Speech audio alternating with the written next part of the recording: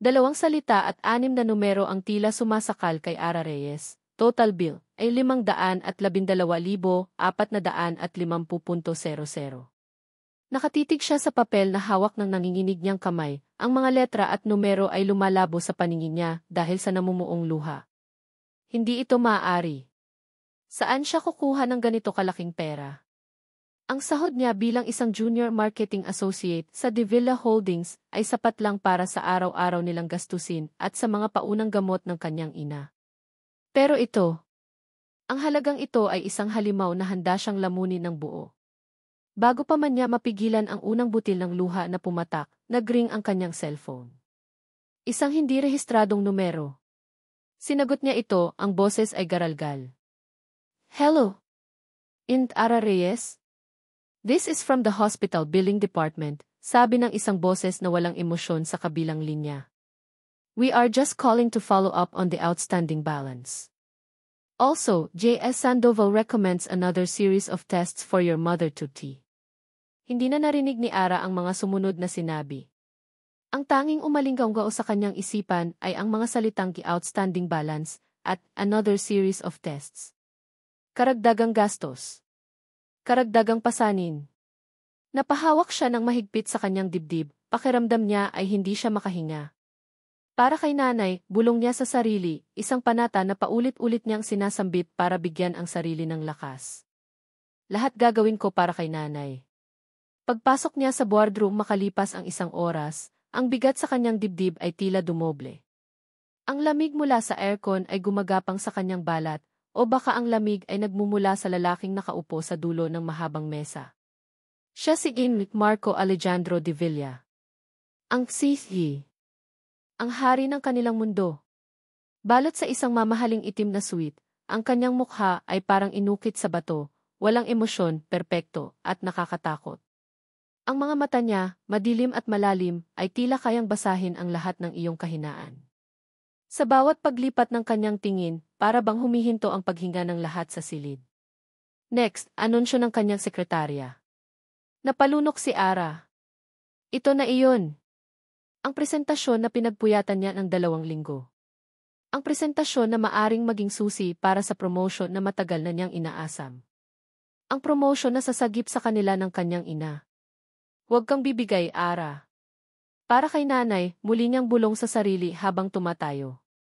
Nagsimula siyang magsalita. Sa una, nanginginig ang kanyang boses, pero pinilit niyang maging matatag. Ipinapaliwanag niya ang bawat slide, ang mga datos, ang kanyang mga ideya para sa bagong kampanya. Ramdam niya ang mga mata ng lahat, pero isa lang ang mata na tumatago sa kanya, ang mga mata ni Sir Marco. Hindi ito kumukurap. Hindi ito nagpapakita ng kahit anong interes o pagsang-ayon. Malamig lang itong nakatitig, tila sinusuri ang bawat salita, bawat galaw, nag-aabang ng kahit katiting na pagkakamali. Nang matapos siya, isang nakabibinging katahimikan ang bumalot sa silid. Walang pumalakpak. Walang nagkomento. Tanging ang marahang pag-ikot ng ballpen sa mga daliri ni Sir Marco ang maririnig. Pakiramdam ni Ara ay hinuhusgahan ang buong pagkatao niya. That's all. Thank you, sabi ni Ara sa wakas, gustong-gusto nang bumalik sa kanyang upuan at magtago. Tumango lang si Sir Marco, isang maliit na galaw na parang walang ibig sabihin. Collect the printed proposals, utos niya sa kanyang sekretarya. Dahil mas malapit siya, nagkusa na si Ara na ipunin ang mga folder mula sa mga miyembro ng board. Habang papalapit siya sa dulo ng mesa, ang kaba sa kanyang dibdib ay hindi pa rin nawawala. Inabot niya ang folder sa harap ni Isabella Corpus, ang maganda at sopistikadang babae na kilalang ex-girlfriend ng si.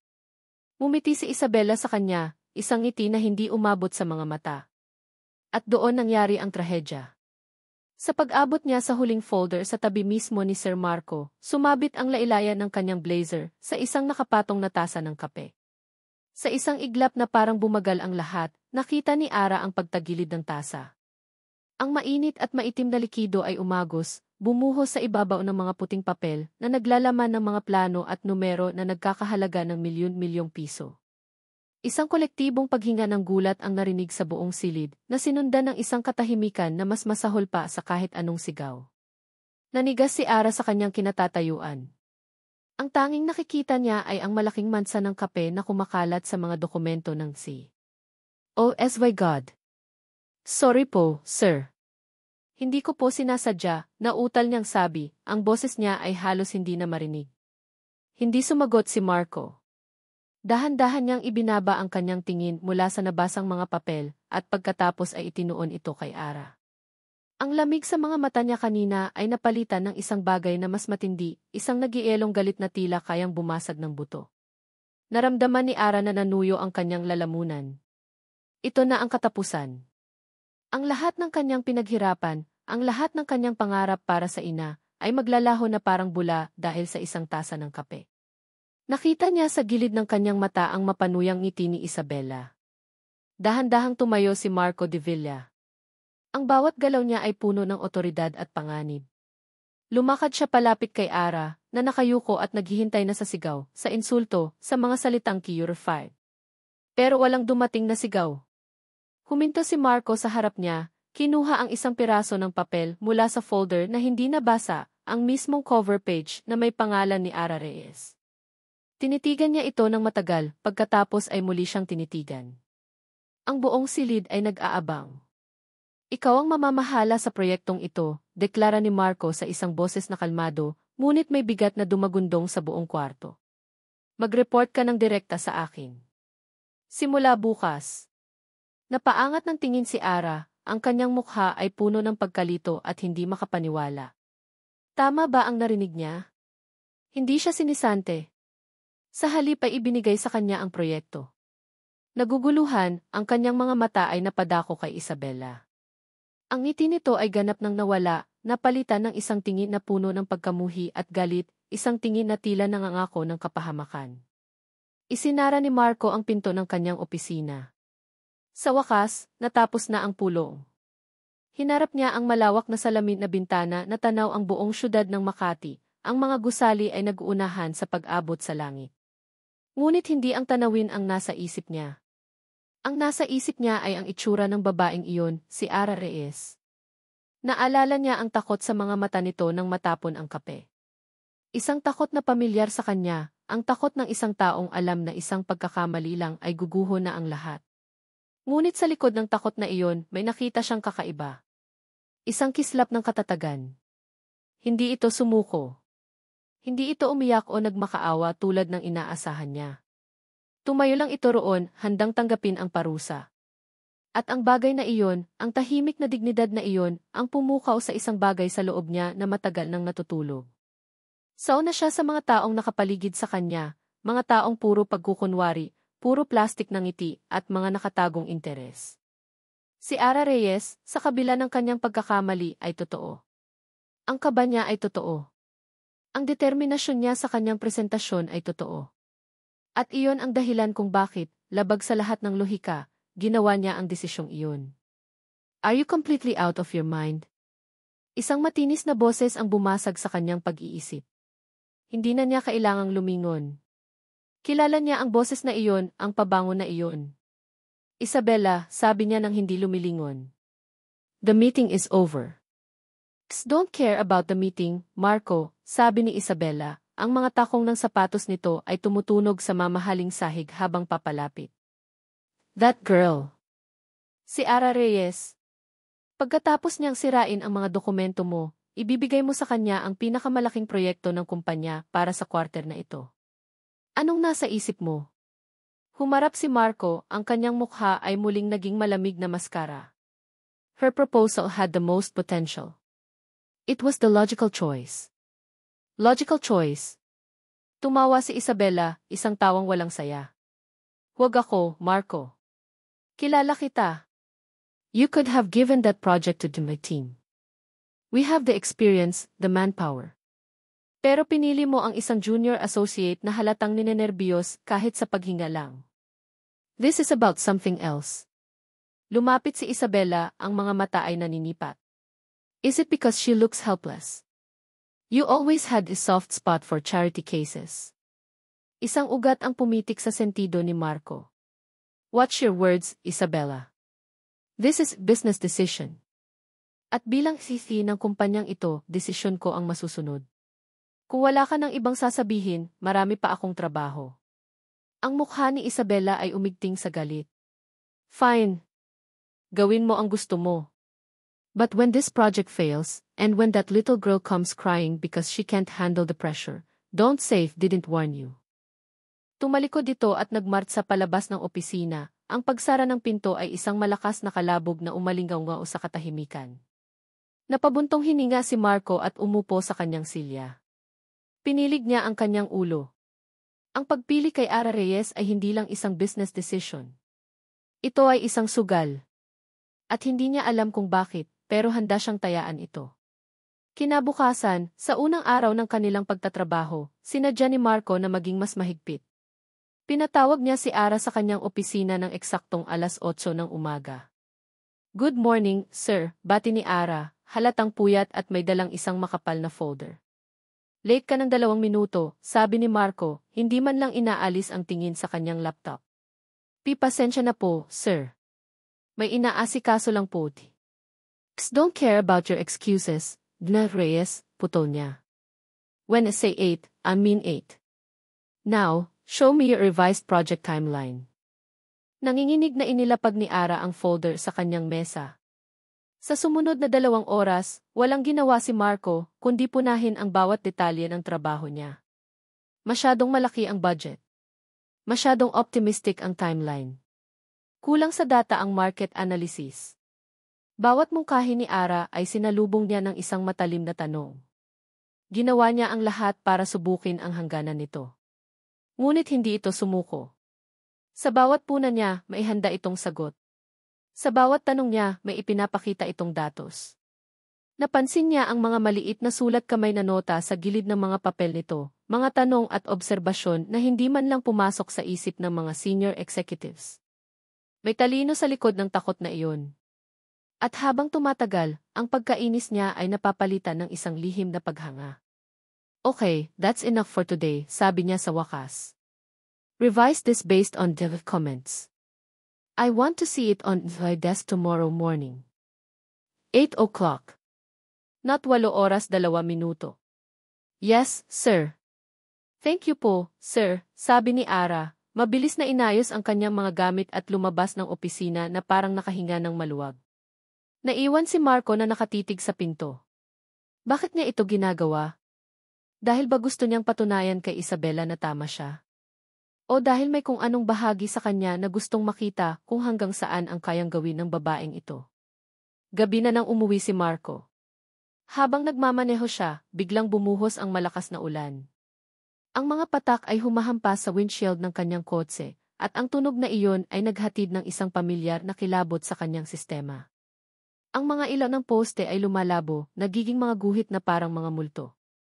Bigla, ang daan sa harap niya ay naging ibang daan. Isang madilim na highway sa probinsya, maraming taon na ang nakalipas. Ang tunog ng ulan ay napalitan ng tunog ng mga gulong na dumudula sa basang kalsada. Isang malakas na kalabog. Ang pagbasag ng salamin. Isang sigaw. Napapreno si Marco ng biglaan sa gitna ng kalsada. Humahabol ang kanyang hininga, ang mga kamay niya ay mahigpit na nakakapit sa manibela. Ang pawis ay tumatagaktak sa kanyang noo. Ang parehong bangungot. Lagi na lang itong bumabalik kapag umuulan. Nang makarating siya sa kanyang malawak at tahimik na penthouse, diretso siya sa bar at nagsali ng alak. Ininom niya ito ng isang lagukan, umaasang papatayin ito ang mga imahe sa kanyang isipan. Pero hindi. Lumakad siya papunta sa kanyang mesa. Binuksan niya ang isang maliit na drawer. At sa loob, sa ilalim ng mga papel, naroon ito.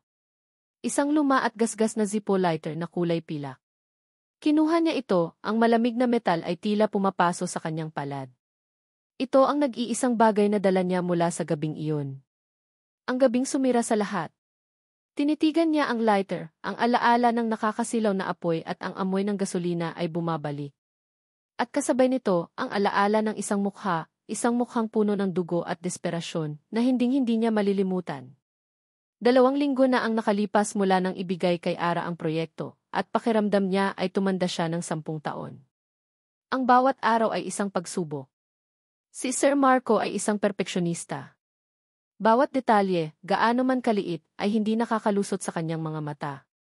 May mga araw na gusto na niyang sumuko, umiyak sa banyo, at mag-type ng resignation letter. Ngunit sa tuwing gagawin niya iyon, maaalala niya ang mukha ng kanyang ina, at ang mga bill sa ospital. Kaya kinabukasan, babalik siyang muli sa opisina, mas handa at mas determinado. Pero sa kabila ng lahat ng hirap, may napapansin siyang kakaiba. Sa likod ng malamig na kilos at matatalim na salita ni Sir Marco, may mga pagkakataong nakikita niya ang isang bahagi nito na hindi niya inaasahan. Tulad noong isang araw na inabutan siya nitong hindi pa nanananghalian dahil sa dami ng trabaho. Walang sabi-sabi, may dumating na delivery ng pagkain sa kanyang mesa, at nang tanungin niya kung kanino galing, nagkibit-balikat lang ang sekretarya ng si. Ngayong gabi, muli silang inabot ng dilim sa opisina. 10:00 na. Ang buong palapag ay tahimik at walang tao, maliban sa kanila. Nakaupo si Ara sa kanyang cubicle, pilit na tinatapos ang isang financial projection na kailangan ni Sir Marco para sa pulong bukas. Si Sir Marco naman ay nasa loob ng kanyang opisina, ang ilaw lamang mula roon ang nagbibigay liwanag sa isang bahagi ng malawak na sahig. Edme Reyes, narinig niyang tawag mula sa intercom, ang boses ni Marco ay pagod. Bring in the final figures. Nag-inat si Ara at tumayo, dala-dala ang laptop. Ang sakit sa likod niya ay hindi na niya halos iniinda. Pumasok siya sa opisina ng si. Ang amoy ng kape ay nanunuot sa hangin. Heto na po, sir, sabi niya, inilalagay ang laptop sa mesa. Tumango lang si Marco, ang mga mata ay nakatuon pa rin sa screen. Habang sinusuri nito ang mga numero, hindi mapigilan ni Ara na pagmasdan siya. Kung hindi lang ito ang pinakamasungit niyang boss, aaminin niyang napakagwapo nito. Ang panga ay matatag, ang mga pilik mata ay mahahaba. At sa ilalim ng malupit na ilaw ng opisina, nakita niya ang mga anino sa ilalim ng mga mata nito, mga anino ng pagod. Katulad niya, pagod din pala ito. At bigla nangyari ito. Isang malakas na tunog ng pag-click at ang lahat ay nagdilim. Napatili si Ara sa gulat. Isang iglap, ang tanging liwanag na natira ay ang mahinang glow mula sa mga screen ng kanilang laptop. Anong nangyari? Tanong niya, ang boses ay nanginginig. Brownout. It happens, sagot ni Marco, ang boses ay kalmado sa gitna ng dilim. May emergency lights dapat. Hintayin lang natin. Lumipas ang 1 minuto, 2, ngunit walang ilaw na bumukas. Ang dilim ay tila mas kumapal at ang katahimikan ay nakakabingi. Mukhang pati ang generator, sumuko na, sabi ni Marco. May narinig si Ara na kaluskos, at pagkatapos ay ang liwanag mula sa flashlight ng isang cellphone. Itinutok ito ni Marco sa sahig, hindi sa mukha niya, na ipinagpasalamat ni Ara. Takot ka ba sa dilim, Dia Reyes? Tanong niya. May kakaiba sa tono niya, hindi ito nang iinsulto. Ito ay isang simpleng tanong. Medyo po, amin ni Ara, napayakap sa sarili. Hindi naman po takot. Hindi lang po komportable. Narinig niya itong tumawa ng mahina.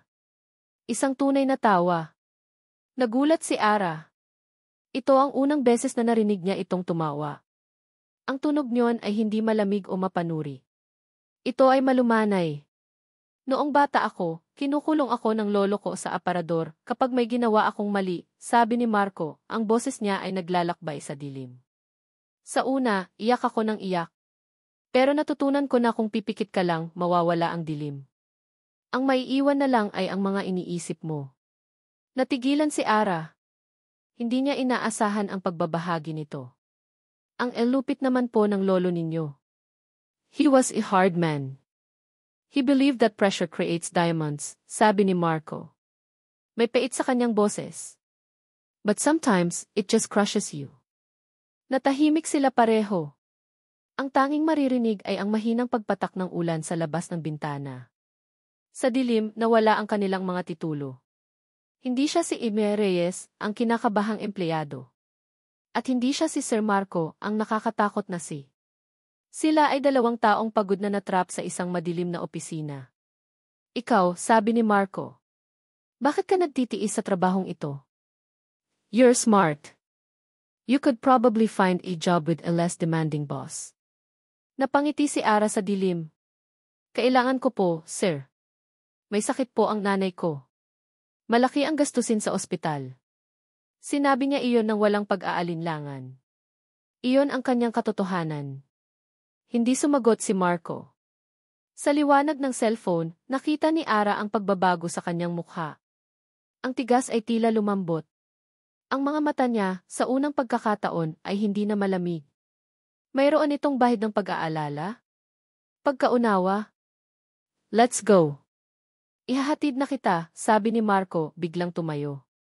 We can't work in the dark. Ang biyahe pa uwi ay tahimik. Nang huminto ang kotse sa tapat ng kanilang maliit na apartment, lumingon si Marco sa kanya. Thank you po sa paghatid, sir, sabi ni Ara, akmang bubuksan na ang pinto. Ara, tawag ni Marco.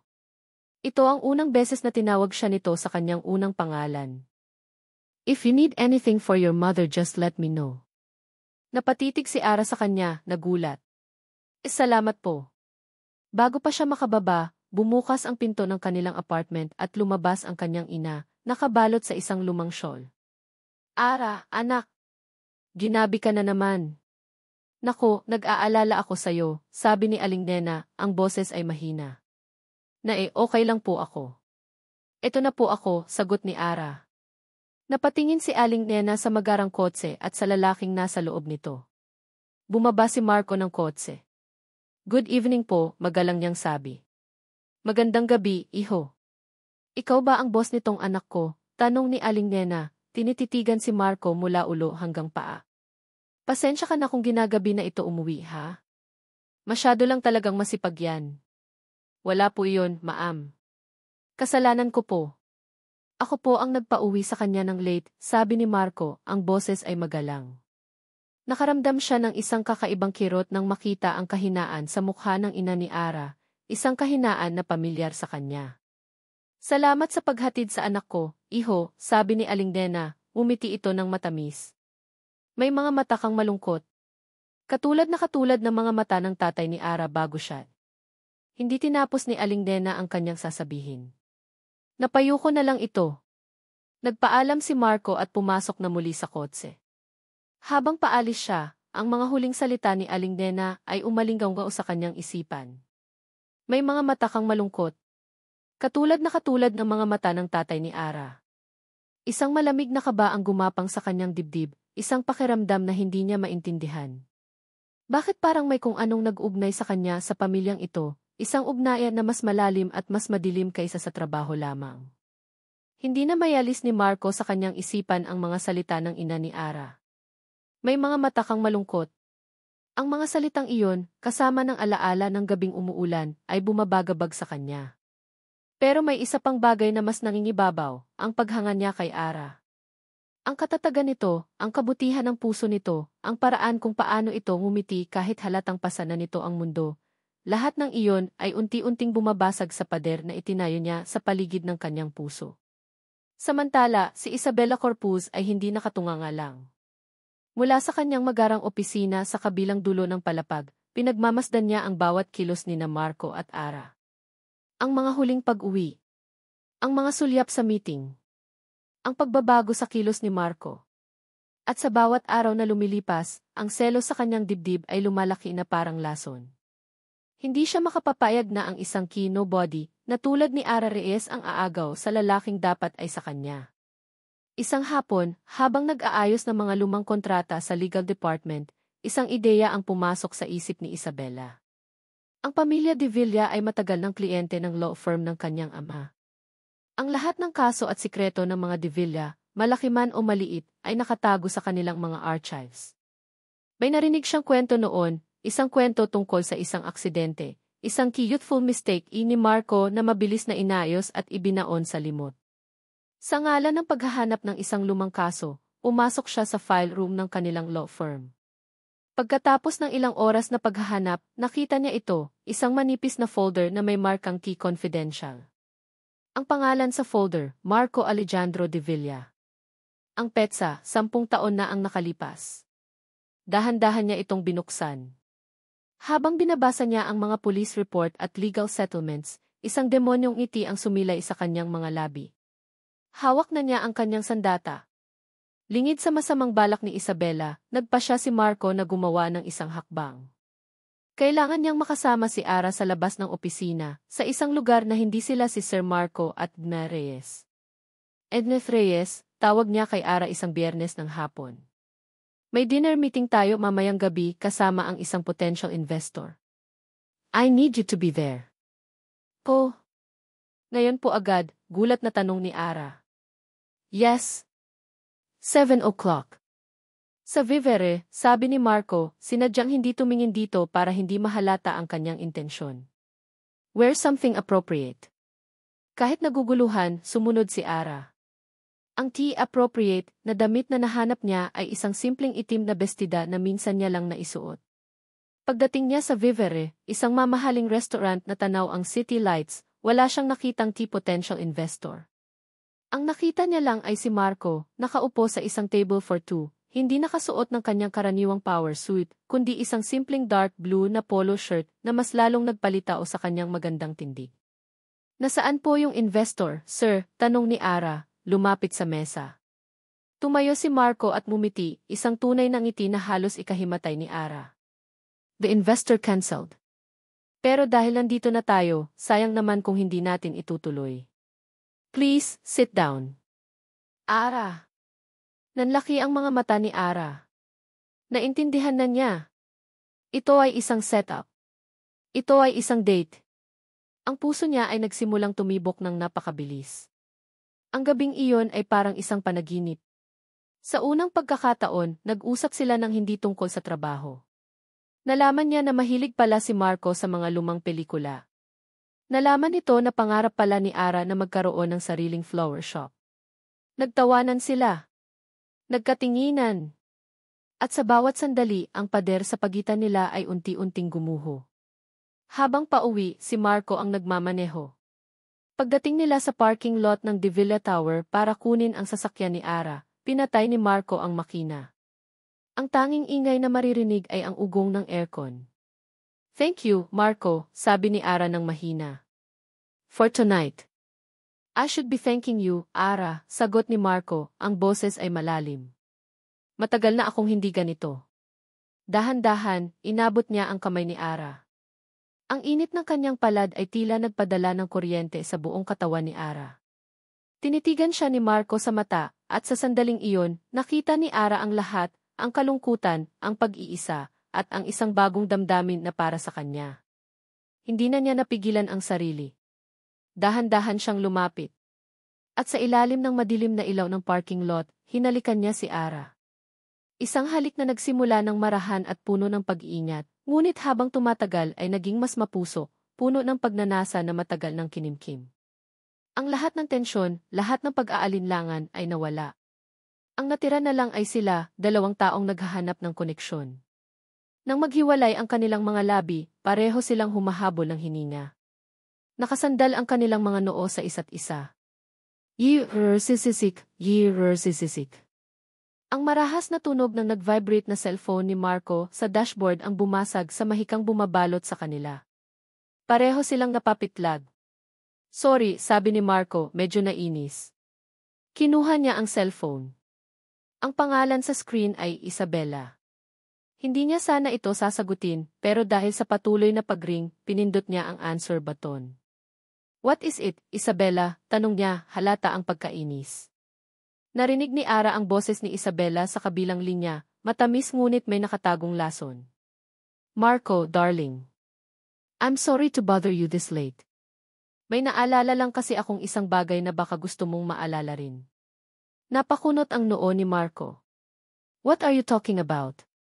Sa kabilang linya, narinig ni Ara ang isang mahinang tawa.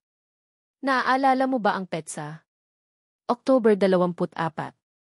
10 taon na ang nakalipas. Ang gabing iyon sa Southern Luzon Expressway. Yung aksidente. Sa isang iglap, nagbago ang lahat sa loob ng kotse. Ang init na naramdaman ni Ara kanina ay biglang napalitan ng isang nakakakilabot na lamig. Nakita niya kung paano nanigas ang buong katawan ni Marco. Ang kulay ay tila nawala sa mukha nito, at ang mga mata niya na puno ng lambing kanina ay biglang napuno ng isang madilim na takot. Paano mo? Nagsimulang magsalita si Marco, ngunit ang boses niya ay parang naipit sa lalamunan. Paano ko nalaman, pagpapatuloy ni Isabella, tila nasisiyahan sa epekto ng kanyang mga salita. Let's just say, may mga sikretong hindi nananatiling nakabaon magpakailanman, Marco. Lalo na kung ang sikretong iyon ay tungkol sa pagkamatay ng isang tao. Pagkamatay ng isang tao. Ang mga salitang iyon ay tumama kay Marco na parang isang malakas na suntok. Bigla niyang binitawan ang kamay ni Ara na para siyang napaso. Ang mahika ng sandali ay tuluyan ng nabasag, nawasak at naging pira-piraso. I have to go, sabi ni Marco, hindi makatingin kay Ara. Ang boses niya ay malamig at walang emosyon, bumalik sa pagiging sihi na kilala niya. Hindi alam ni Ara kung anong nangyayari. Ang alam lang niya ay ang lalaking humalik sa kanya ilang segundo lang ang nakalipas ay biglang nawala at ang bumalik ay isang estranghero na may itinatagong isang madilim na sikreto. Marco, anong? Get out of the car, Ara, utos niya, ang boses ay matigas na parang bato. Natigilan si Ara. Ang sakit ng mga salitang iyon ay mas matindi pa sa isang sampal. Walang salitang lumabas sa kanyang bibig. Dahan-dahan niyang binuksan ang pinto ng kotse at lumabas.